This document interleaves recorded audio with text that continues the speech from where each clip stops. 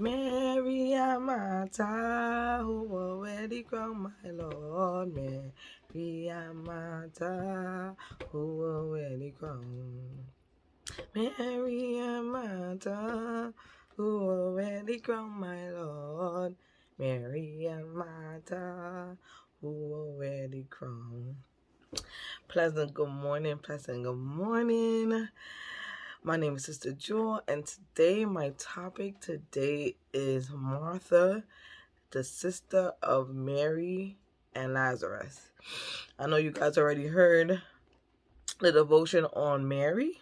If y'all didn't, y'all could go back and listen to it a couple days ago.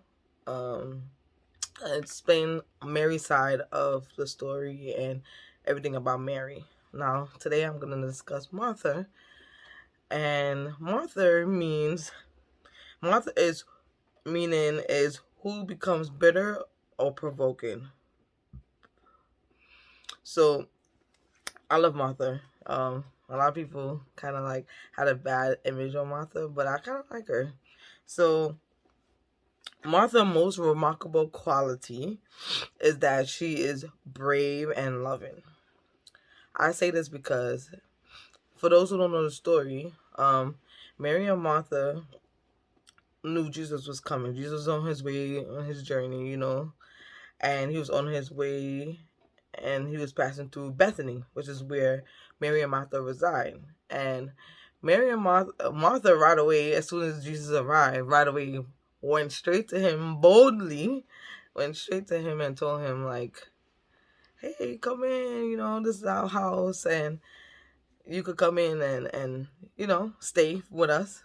And obviously, before this, they already knew he was coming, so they was already preparing. Her and Martha and Mary was already preparing for Jesus' arrival. So when Jesus finally came, I can imagine that Martha was so excited. Like she was so excited, she went out there and she just got him. It was like, come on through. And then, as they in the house, whatever, Martha, being a loving person that she is, she decided, to try to be special, try to make Jesus feel a little special and his disciples. So she was cooking, she was cleaning, do all kind of things to make Jesus special. But all Mary did was sat at Jesus' feet and listened to all his teachings and all the stuff that he was doing. So obviously, imagine you started a journey, you was helping preparing the house, and because Jesus was arriving with Mary, which was her sister. Then all of a sudden, when Jesus come, it felt like you doing all the work. But like you don't know one cleaning, you don't know one cooking. So that's how Martha felt. She felt like she was the one doing all the work, and Mary was just sitting there doing nothing and sitting at Jesus' feet. But Martha's so bold that she decided to go to Jesus and ask Jesus, like, hey, what's up? Like, you see me doing all the work and Mary's sitting there, tell her to get up and help me. Like, So Jesus basically put her in her place. Not in a rude way. Like, he did it real calm and gentle, saying, like, she's doing what she's doing, you're doing what you're doing. There's nothing wrong with any of you guys doing, but, leave her alone, basically.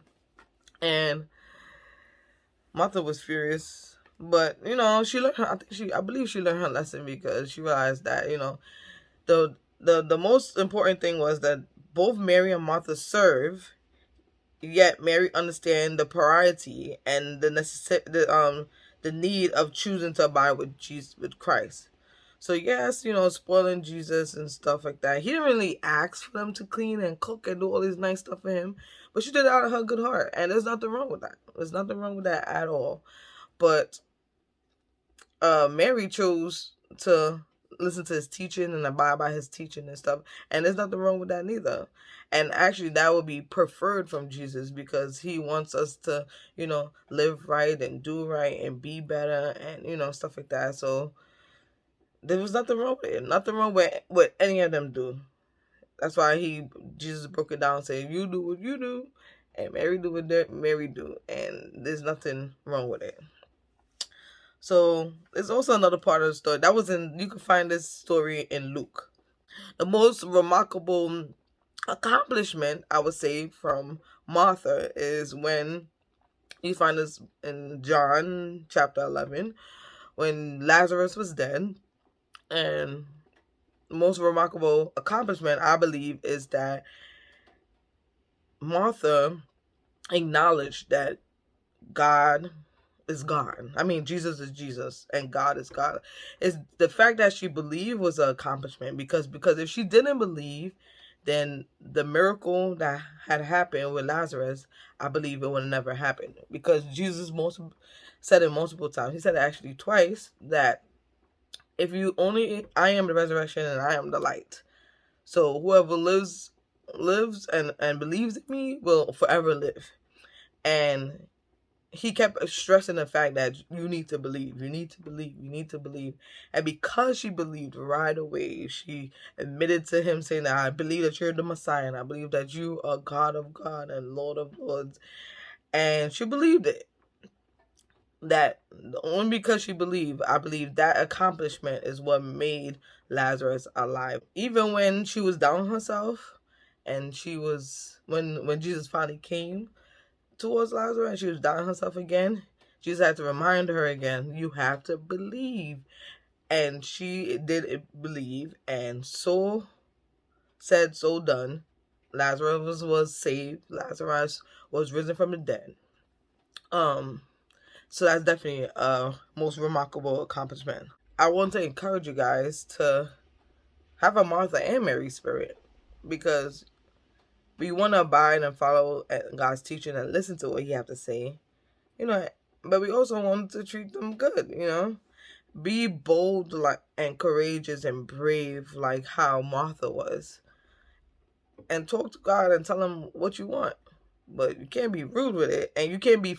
And the thing what messed up, how Martha got messed up, is because she was getting frustrated and upset and was being very rude in her response of asking for help. And she was in the wrong, because nobody told her. Like, if Jesus was saying, go fix me a dinner, go do this, and she wanted help, then there's also better ways to ask for it.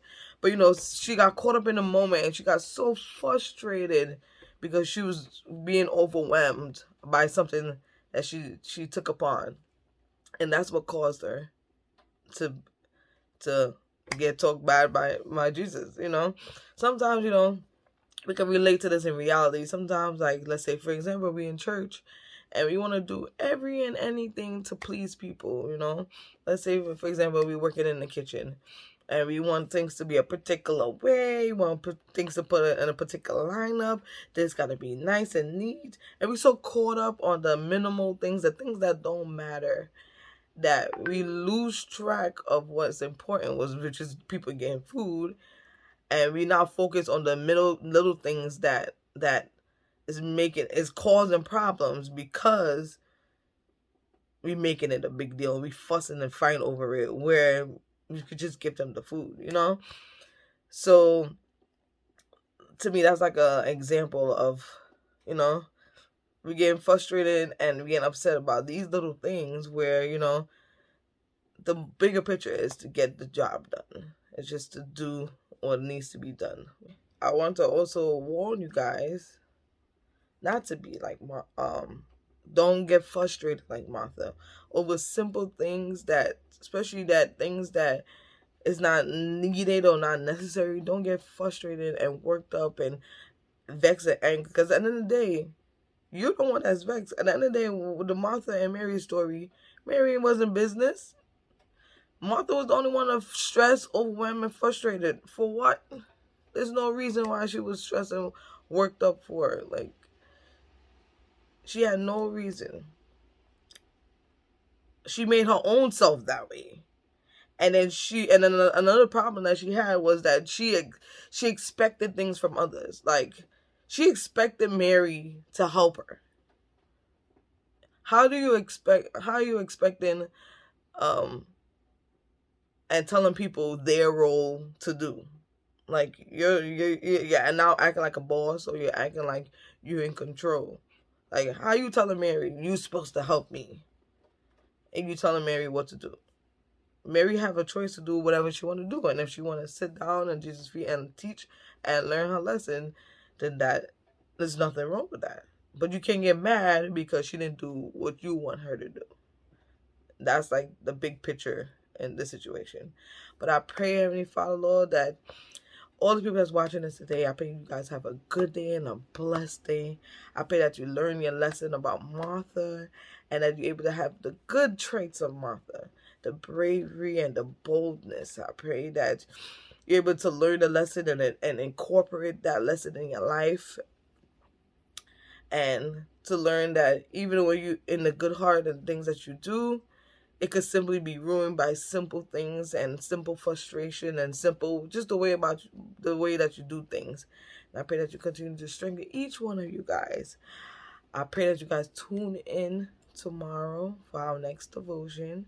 I pray that you guys have a good day. I pray that y'all continue to smile and be great. Like, share, and subscribe, and enjoy more of our videos.